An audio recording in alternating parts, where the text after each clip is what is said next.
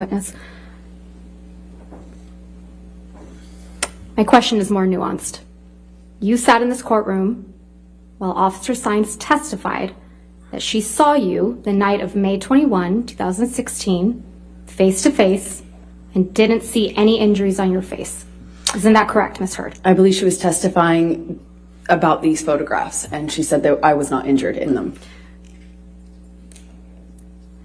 Is it your testimony under oath now that Officer Sines testified that she saw injuries on you when she saw you in person on May 21? Sorry, let me clarify. I was testifying that I know that that's what Officer Sines said, that she didn't consider my red puffy face injured. That's what she said. The red puffy face, that was your counsel's question, correct? That was her testimony in the UK. That's incorrect, and you know that, Ms. Heard. I disagree. It's just inconvenient for you that Officer Sines didn't see injuries on you on May 21, 2016. It doesn't matter what's convenient for me. Right.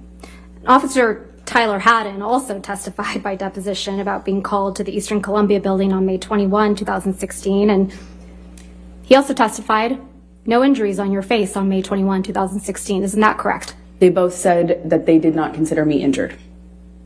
They did not see injuries on your face on May 21, 2016. Isn't that what their testimony was? What their testimony was is that they did not consider what my face looked like to be injury. They didn't consider what they walked on in the house damage, but it was. You were sitting here when Officer William Gatlin testified by deposition about being called on May 21 to the Eastern Columbia building, and he also did not observe any injuries on you, did he? And that's what he testified to. He didn't even know which one I was. No, I think we all saw on video camera you identify yourself. Isn't that correct? I had to because of how far away he was. He didn't even know who he was. But after you identified yourself, he looked at you. Isn't that correct? From a distance, yes. And he didn't see any visible injuries either, did he? I don't know what he saw. He testified that he didn't see any visible injuries, did he? I would believe that he didn't, yes. You were also in this courtroom when Alejandro Romero, who worked at the front desk at the Eastern Columbia building, testified about seeing you on May 25th, 2016. Isn't that correct? That is correct. I think he said the 25th. Yeah, and Mr. Romero testified that he didn't see any swelling or bruises on your face when you were talking to him at the front desk. He wouldn't have. No, he wouldn't have, even though he had a habit, because his parents taught him correctly, to look into someone's eyes when speaking to them. Isn't that correct?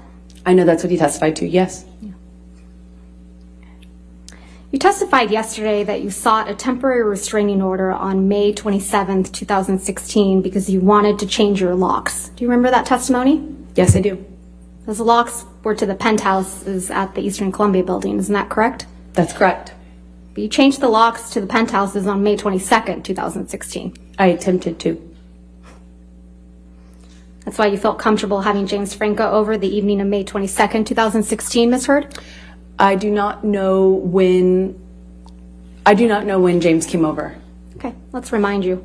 Can we please pull up Plaintiff's Exhibit 304, which is already in evidence, and play from 254 through 439?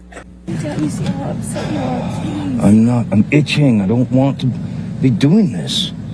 I want it just to... Why don't you just say, okay, baby, I understand. I'll go home, and you do your thing, hang out with your daughter, and then I'll see you in a couple hours, and we'll talk about it.